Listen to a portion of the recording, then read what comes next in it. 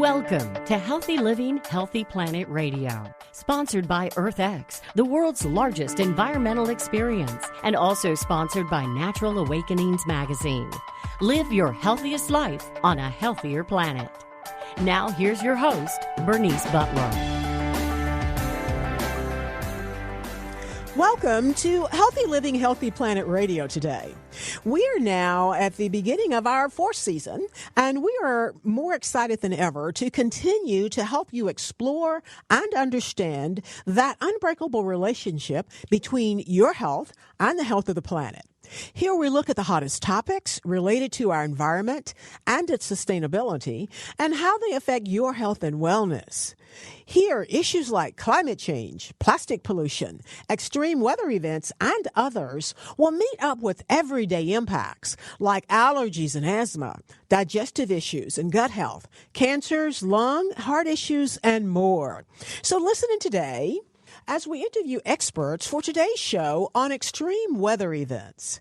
And today we're going to focus in on extreme heat, heat waves, and droughts. Now, extreme heat can increase the risk of other types of disasters. Heat can exacerbate drought and hot, dry conditions that can, in turn, create wildfire conditions. Buildings, roads, and infrastructure actually absorb heat, leading to temperatures that can be 1 to 7 degrees hotter in urban areas than in the outlying areas. And that's something that we call urban heat island effect. And this impact is most intense during the day. But the slow release of heat from the infrastructure overnight can and does keep cities much hotter than surrounding areas. And rising temperatures across the country pose a threat to people, to ecosystems, and the economy. High temperatures can be damaging to our agriculture system. Plant growth is negatively impacted by high daytime temperatures, as we can see from some of the plants in our yard. And some crops require cool night temperatures in order to thrive and survive. Heat waves also increase the chances of livestock experiencing heat stress, especially when nighttime temperatures remain high and animals are unable to cool themselves off. Heat-stressed cattle can experience declines in milk production. They experience slower growth and reduced conception or reproduction rates. Heat waves' exacerbation of droughts and wildfires can also lead to negative impacts, more so on the agriculture sector. For example, the 2021 drought in the West caused North Dakota cattle ranchers to sell their stock due to a lack of feed for the winter. And then wildfires in California have burned agricultural land and are raising the cost of insurance for farms and wineries. And of course, we all pay for all of these things one way or another. The rise in water temperature during heat waves contributes to the degradation of our water quality, and it negatively impacts the fishing or the fish populations or the fish that's available for us to eat every day. It can also lead to the death of many organisms in the water ecosystem, and high temperatures are also linked to rampant algae growth, causing fish kills in rivers and lakes, as well as potential growth of other harmful organisms. And population exposure to heat is increasing due to climate change, and this trend will continue. Globally, extreme temperature events are observed to be increasing in their frequency, in their duration, and their magnitude. Between 2000 and 2016, the number of people exposed to heat waves increased by around 125 million. In 2015 alone, 175 million additional people were exposed to heat waves compared to the average years. Now, single events can last weeks. They can occur consecutively, and they can result in significant excess deaths. In 2003, 70,000 people in Europe died as a result of the June to August heat event. In 2010, 56,000 excess deaths occurred during a 44-day heat wave in the Russian Federation. Now, exposure to heat wave has wide-ranging physiological impacts for all humans, actually, often amplifying existing conditions and resulting in premature death and disability. Extreme heat is one of the leading causes of weather-related deaths in the United States, killing an average of more than 600 people per year from 1999 to 2009, and more than all other impacts except hurricanes combined. The billion-dollar weather disasters database that's kept and compiled by the National Oceanic and Atmospheric Administration, that would be NOAA, lists heat waves as 6 of the top 10 deadliest disasters in the U.S. since 1980. And heat stress occurs in humans when the body is unable to cool itself off effectively the way it was designed to do. Normally, the body can cool itself through sweating, but when humidity is high, sweat will not evaporate as quickly, potentially leading to heat stroke that we'll talk a lot more about in depth later on. High humidity and elevated nighttime temperatures are likely key ingredients in causing heat-related illnesses and mortality. When there's no break from the heat at night, it can cause discomfort and lead to health problems, especially for groups that are particularly vulnerable to heat stress, including older adults, infants and children, people with chronic health conditions such as allergies and asthma and other things. It also affects outdoor workers and those without proper air conditioners. Hot days are also associated with increases in heat-related illnesses, including cardiovascular disease and respiratory complications, as well as kidney disease. In extreme temperatures, air quality is also affected. Hot and sunny days can increase the production of ground-level ozone, which we normally call smog. Now, this is a lot. But here today to help us explore and unpack this are 2 experts who are going to really make us smart like them. And that is Chris Callahan and Kai Chen.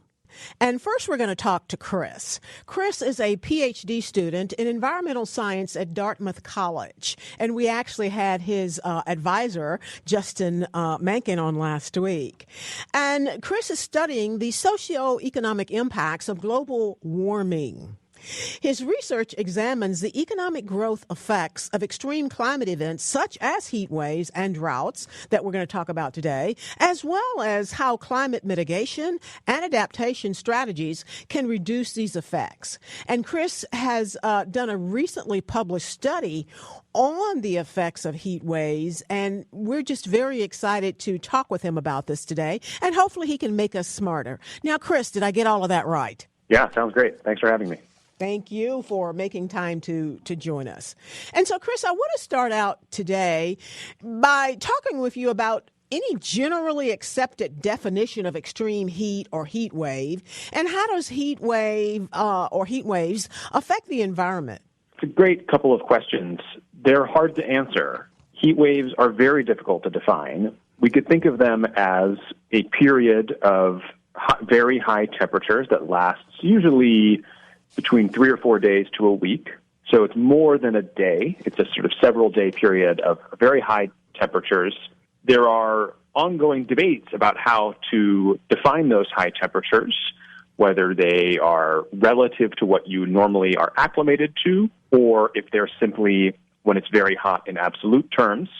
But regardless of the precise definition you use, I think it's fair to say that heat waves comprise a contiguous period of several days of unusually or unseasonably hot temperatures. Every area is going to affect their own, define their own differently. I remember when I lived in South Florida, if I remember correctly, I think it was 5 days or 3 days in excess of 90 degrees, they defined as a heat wave.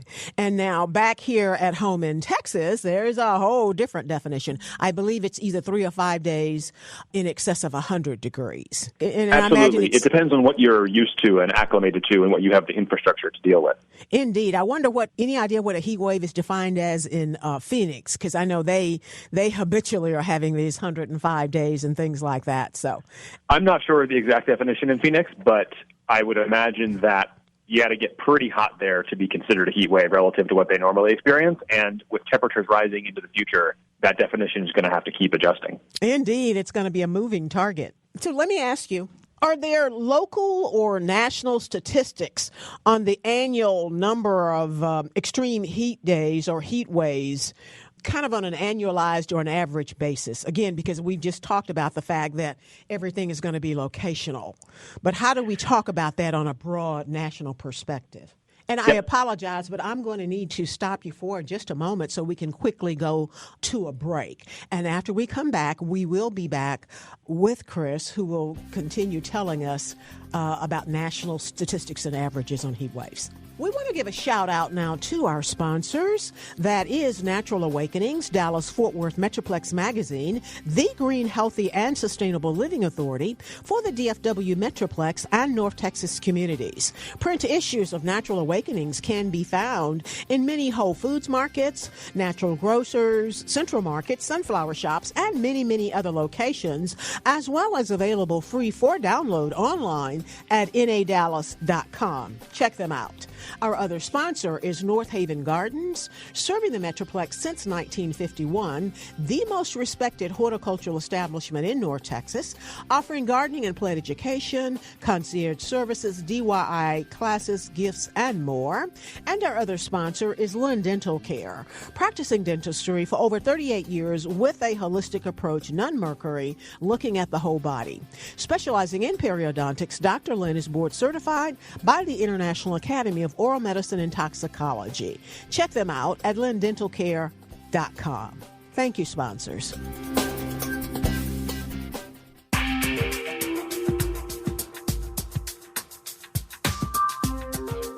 Welcome back to Healthy Living, Healthy Planet Radio. To today's show on extreme weather events, focusing in on extreme heat, heat waves, and droughts. And we are back with Chris Callahan from Dartmouth College, and he's an environmental science guru, and he is helping us understand all of this. And so, Chris, again, thank you for being with us today. Right before the break, you were about to tell us about local, national statistics, any averages or numbers that help us understand the magnitude.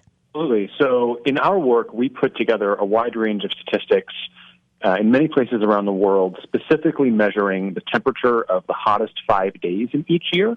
And we found that when those hottest 5 days get warmer, you experience really severe economic effects. And so what we can show is that the temperatures in the hottest part of each year around the world are getting warmer due to climate change, and that is having adverse economic effects in many tropical regions. Now, when you say the hottest 5 days, again, I guess you probably do that by state or region as well as around the world. Exactly. So it's local accumulation of extreme heat. So a heat wave in Norway might be relatively mild by the standards of Texas, but in Norway, that heat wave might be problematic for their economy.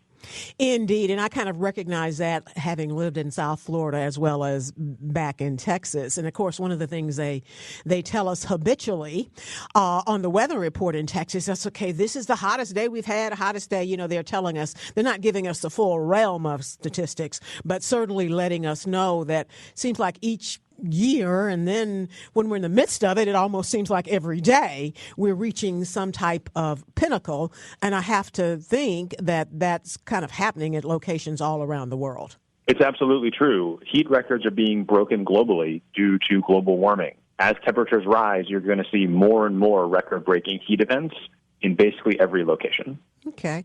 Now, talk to us a little bit about how extreme heat and heat waves affect the environment, and what would you say is the most serious effect on the environment? Well, heat waves can cause really deleterious health effects to both people and to crops and animals. So during heat waves, you experience substantial agricultural losses, the losses of parts of the natural environment, from plants to animals, which can have negative effects both on biodiversity and natural species, as well as human-managed parts of the environment like agriculture.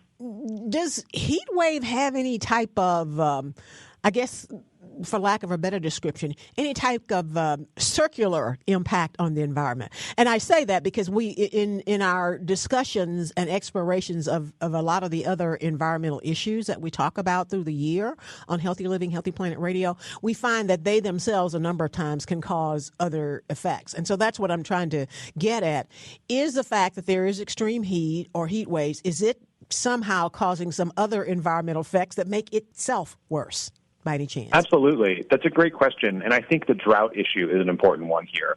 High temperatures can dry out the land surface and the soil, which means that there's less water available to cool the air, which makes heat waves worse.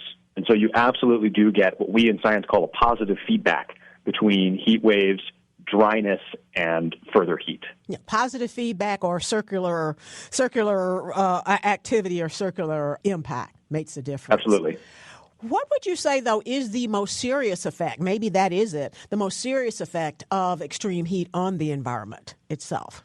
I would say that it is the compounding effect of the dryness and the heat, as you hinted at, that really has negative effects on the environment. It's very difficult to withstand very hot periods where there's also very dry periods. And in fact, some of the worst heat waves we've seen over the last 20 years or so in Europe, in Russia, in 2010 especially, were set up by dry periods in the spring, sort of setting the stage for particularly hot periods of extreme heat in the summer.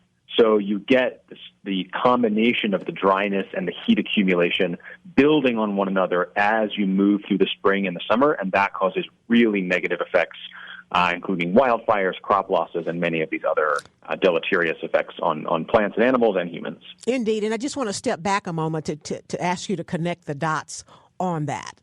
You've got the dryness or the droughts in the spring, and just kind of connect the dots step by step as to how that's causing the extreme heat or the heat waves in the summer.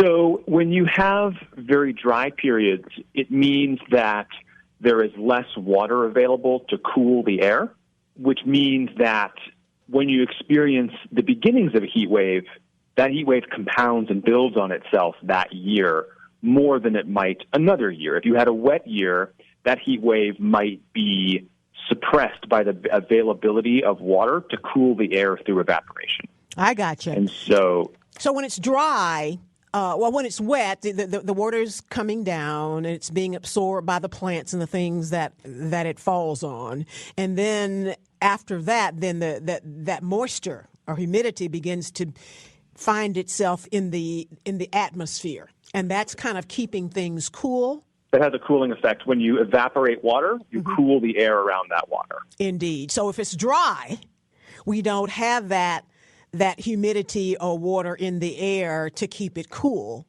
Absolutely. And over time, that turns into drought and then heat waves. Exactly. Okay, I got it.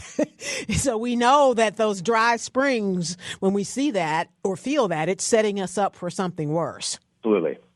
Well, that means then that in maybe March and April, then can our weatherman or the folks who are involved with that kind of predict in March and April that July and August are going to be pretty miserable in terms of heat? Potentially. That is an active area of scientific research to do that kind of prediction across multiple months. And absolutely, we would hope that in the future we will have the capacity to say, based on what we're looking at now over the course of the next several months, we need to be really on alert because climate change is going to worsen both droughts and heat waves. And so hopefully in the future we will have the capacity to build in those predictions and give us a better early warning system for heat. Tell me, Chris, that is something that's being worked on or studied right now, because that will go a long way in terms of mitigation of effects and adaptation for us to know kind of months in advance. Absolutely. I'm not familiar with any individual person working on it, but I do know that these ideas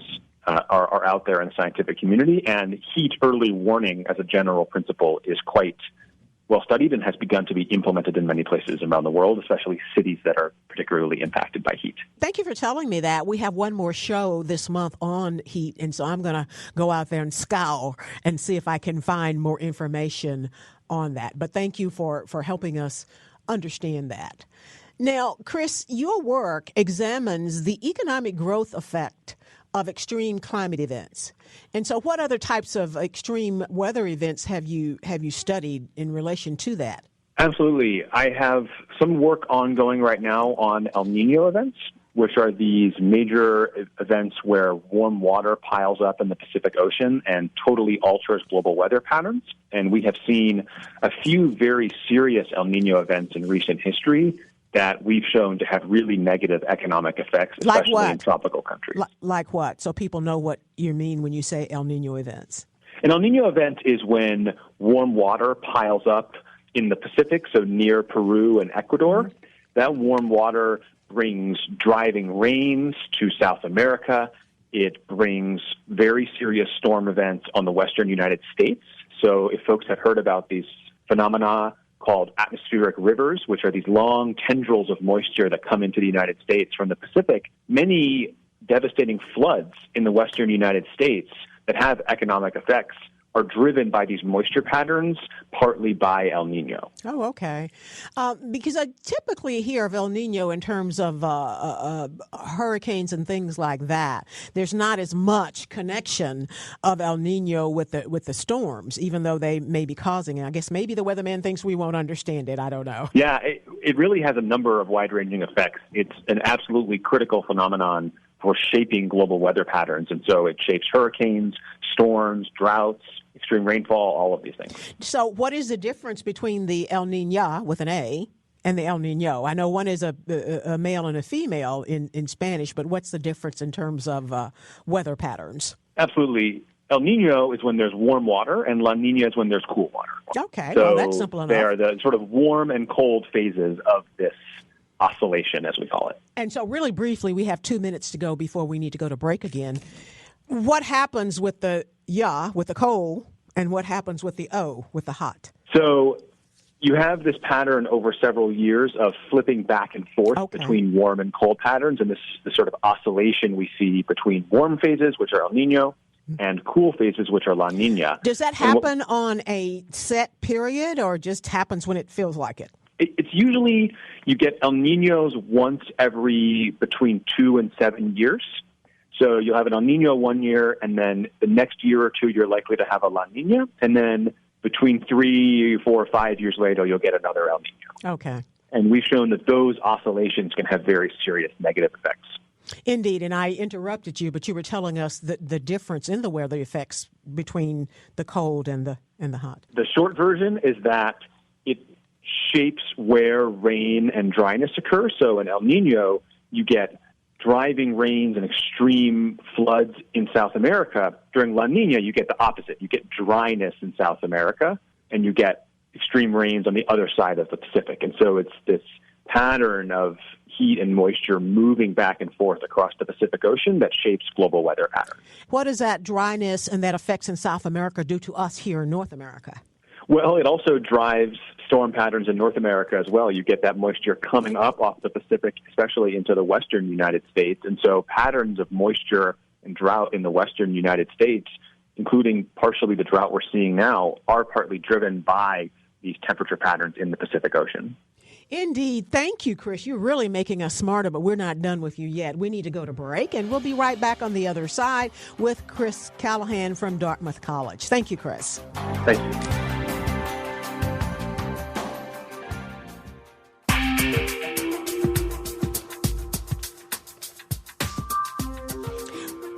Welcome back to Healthy Living, Healthy Planet Radio.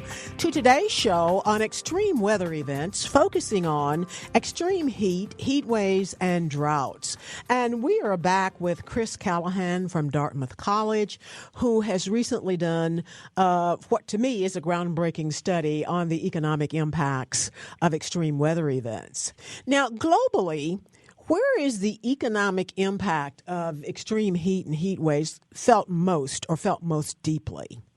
What we found is that the economic effects of heat waves are felt most deeply in places that are already warm. So this is primarily tropical regions where you're starting out hot, because in those places you are closest to the danger zone of extreme heat when it becomes very dangerous for people, animals, crops to be outside. Now, Chris, also you study the socioeconomic effects. And so where does social science come in to what you're doing, and what are you finding as you begin to layer on the social science filters? Absolutely. So my work uses methodologies from both physical and social sciences. So we look at the geophysical changes in extreme heat driven by climate change, but then we use sort of statistical methods from social science to say, when extreme heat happens, what happens to our economies? And that connection between a physical event like a heat wave and an economic outcome is really the question that social scientists are equipped to answer. And so we are keen to use those types of methods to answer those questions. And what were the probably some of the major findings? We found that over the course of 20 or 25 years, increases in extreme heat due specifically to global warming have cost the world economy trillions of dollars, as these events have sapped labor productivity, agricultural yields, and other such factors. These effects are not merely in the future. They have already begun to accumulate, and they've already begun to accumulate quite unequally, with the most vulnerable people suffering the most. Policy-wise, or in terms of public health, they know this. What's been the acknowledgement? What's being done? That's my last question to you. We just have about a minute to go. What's being done, and what are some of the mitigation and adaptation strategies and activities that you think are most effective? Absolutely. I think number one is reducing our greenhouse gas emissions. So on a global level and a country level, we do need to rapidly reduce emissions to reduce the rate and magnitude of climate change. But on a more local level, there's lots of adaptation measures in cities and neighborhoods and towns that could be taken, which involves both air conditioning, more portable forms of adaptation, such as cooling centers being opened, people just being conscious of when it's going to be really hot and taking steps to cool themselves, like having water, checking up on their neighbors, making sure that no one is alone in a hot house for multiple days, which is really a risk factor for extreme heat. And so a lot of these things can be done on a block or neighborhood scale, and I think that will be really essential. Thank you so much, Chris. Even though we've not had nearly the amount of time that we needed or that we would have liked to have spent with you, you really have made us smarter regarding extreme heat waves and some of the work that you're doing in terms of the economics of it all. So we appreciate you taking the time to be with us. We are now going to go to our other colleague, Kai Chen, to help us understand this more, especially in terms of the health impacts. Kai is an assistant professor of epidemiology at the Yale School of Public Health. He's also director of research at the Yale Center on Climate Change and Health. And Kai's research focuses on the intersection of climate change, air pollution, and human health. And his work involves applying multidisciplinary approaches in climate and air pollution sciences, as well as exposure assessment and environmental epidemiology to investigate how climate change may impact human health. So, Kai, your work, as we mentioned in your intro, is focused on the health side of environmental issues. So can you tell us more about the health impacts of extreme heat waves, and droughts? And what factors make someone more likely to be affected by extreme heat? Thanks. First of all, thank you for inviting me to be the show. And I actually have been listening to a couple of episodes, which are fantastic. So to your question, the audience may have also heard from the news that during a heat wave, there are a couple of or even hundreds of people died during the heat wave. But this number, this death toll you heard, is what we call just the tip of the iceberg, the true burden of the health impacts from extreme heat. So over the past few decades, epidemiological research has shown that the heat does not need to be reaching the extreme high level like the triple digits to kill people. Oh. So even the moderate heat exposure, that could also lead to significantly increased risks for your mortality and morbidity. So what does that mean? That would mean that if you look at how extreme heat can affect the different diseases, what we found from our own research is that extreme heat can affect both our physical health, but also our mental health. This includes diseases like heart attack, stroke, respiratory illnesses such as the chronic obstructive pulmonary disease, the COPD, or kidney disease, diabetes, injuries, or even mental disorders. And a recent global estimate shows that every year globally, there are roughly about 500,000 deaths that could be related to this heat exposure.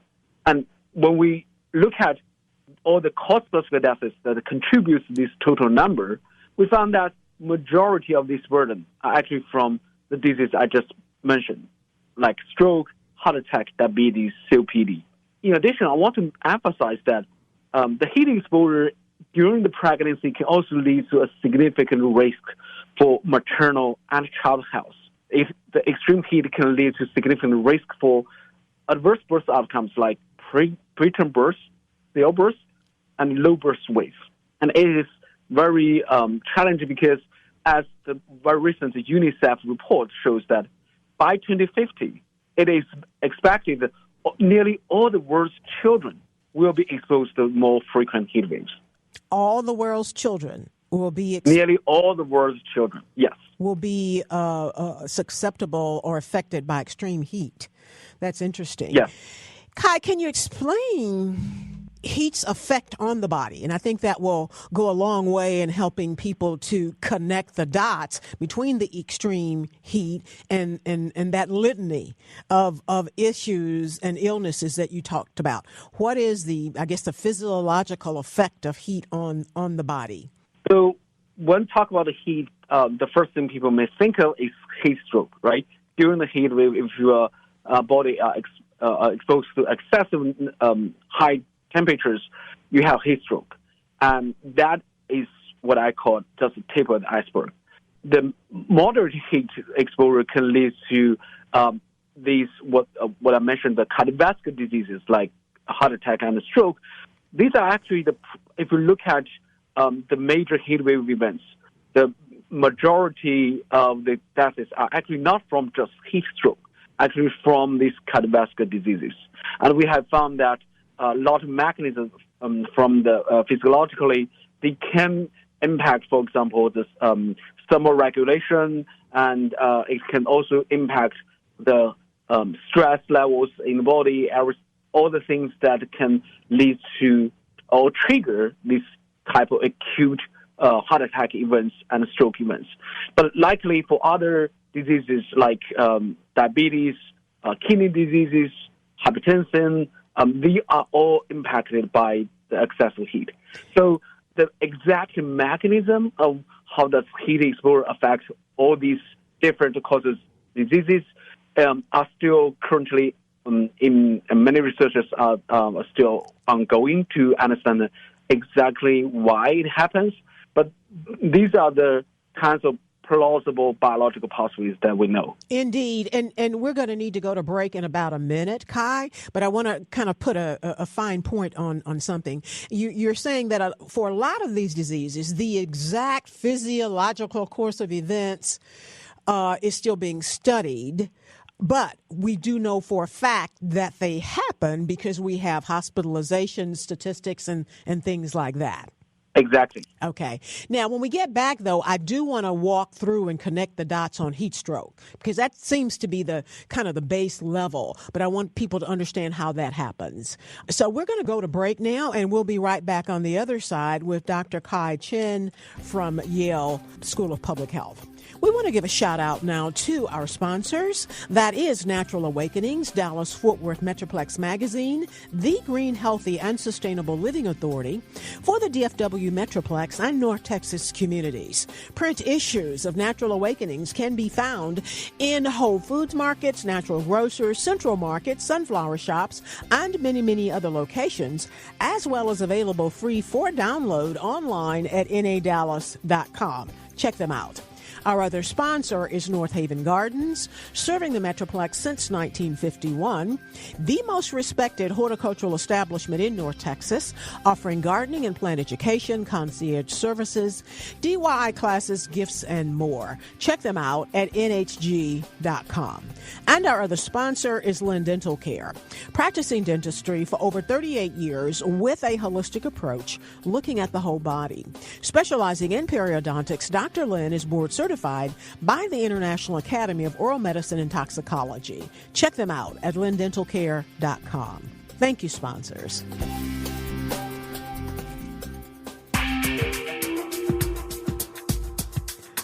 Welcome back to Healthy Living, Healthy Planet Radio today. To today's show on extreme weather events, focusing in on extreme heat waves, and droughts. And we are back in this segment of the show with Dr. Kai Chen, an assistant professor of epidemiology at the Yale School of Public Health. And again, we really appreciate you, Kai, for making time for us today.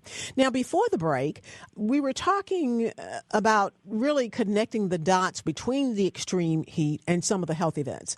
And you were about to tell us about that process as it relates to heat stroke, because that seems to be perhaps the most common one, or the one that most people know about. So can you do that? Connect the dots for our listeners as to exactly how heat stroke happens, the physiologics in terms of it happening to the body.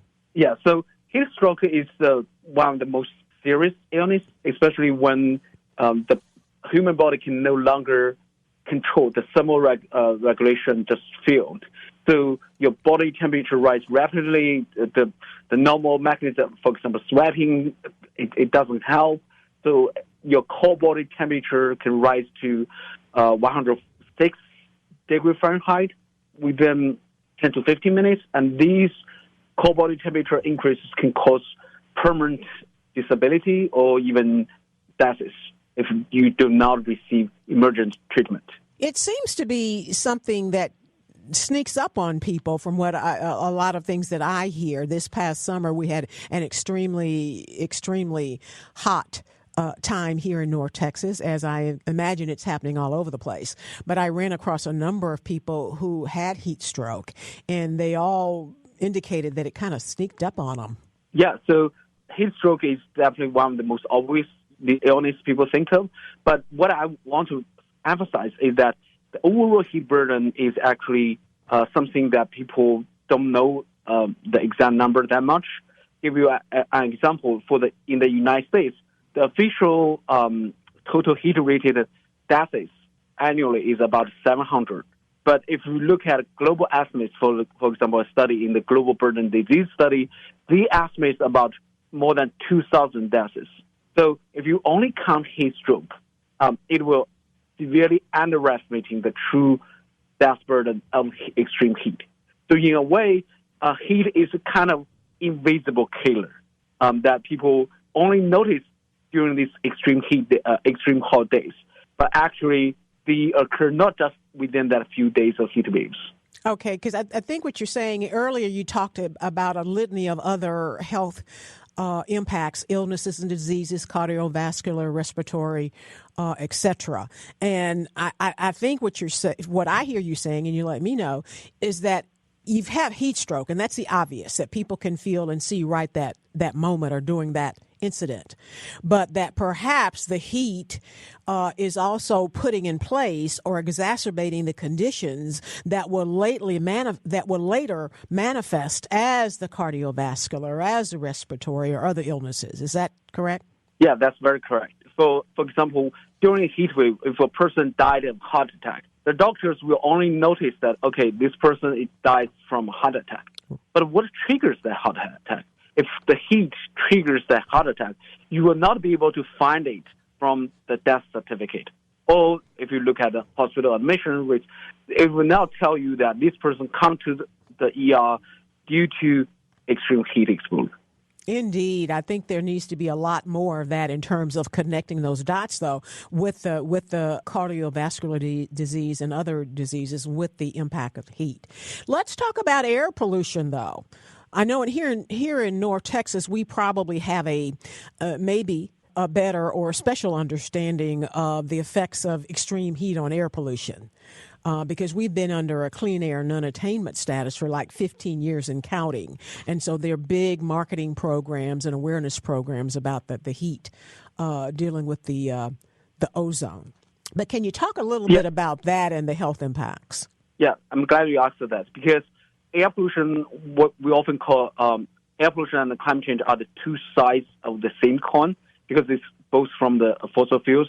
And what makes it more dangerous is that what we call the interaction between this extreme heat and air pollution.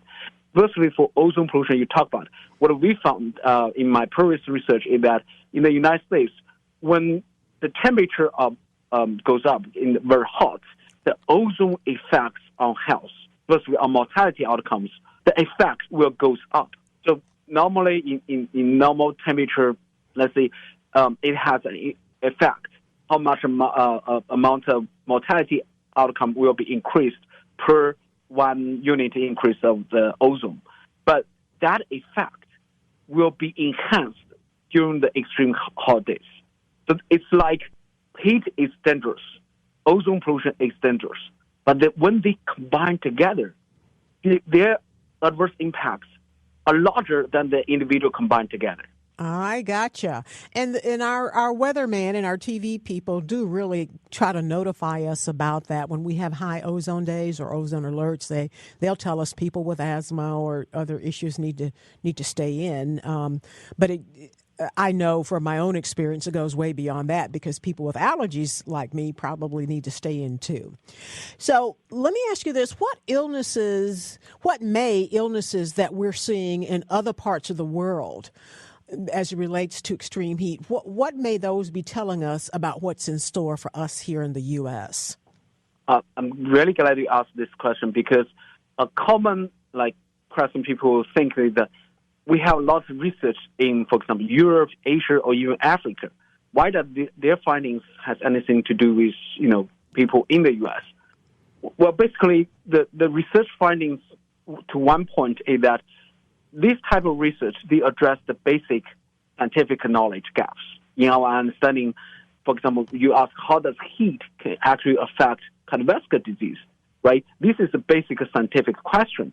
And that type of research in other places can also help us understand its impact in the U.S. and vice versa. Studies in the U.S. does not only limit to the people in the U.S.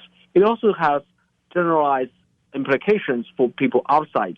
We actually see this trend in the air pollution field very well because what's the scientific evidence to help us set up the U.S. air quality standards are also being applied in many places like China, like India. But another point to this is that there are many studies, for example, on heat especially, they are on the pregnant women in low and middle income countries.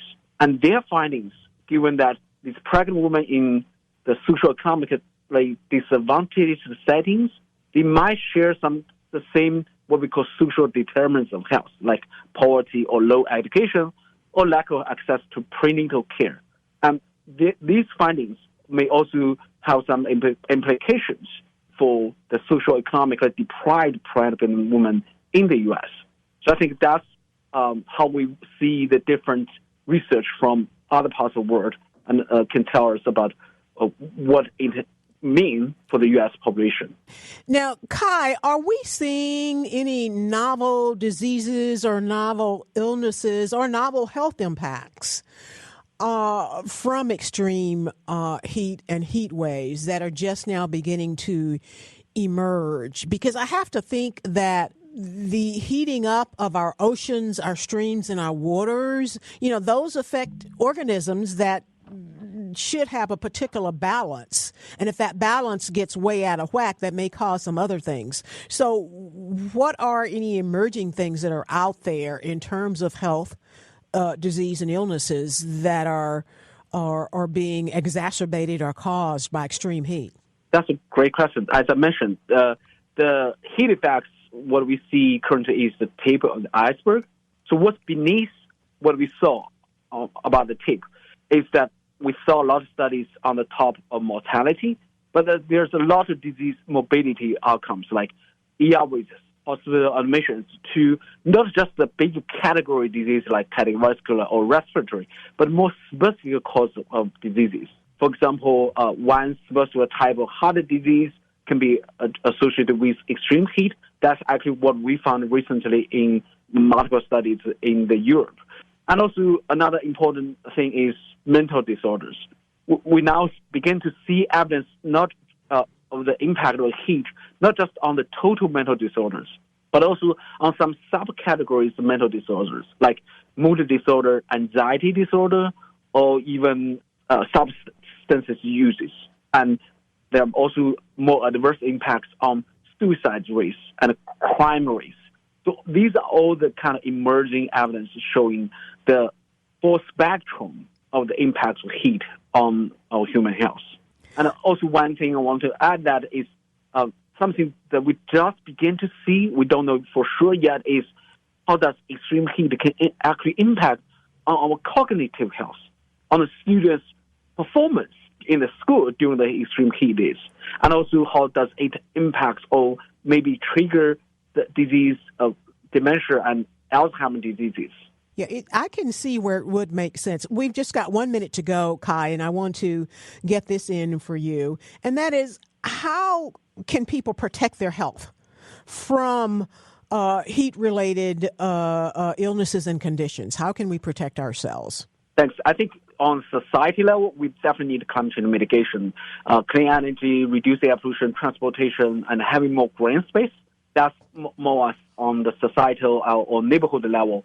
But on personal level, what we can do is trying to have this increase your adaptation capacity. That includes, for example, if you can stay in cool places during the extreme heat, either go to the cooling centers or have your AC running. That's one thing. Second of all is to be aware of this heat.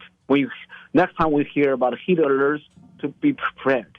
And the third thing I think more important to have in mind is that for a lot of patients, especially they have chronic illness, they may be more vulnerable. And for elderly, for the children, pregnant women, they are all the vulnerable population.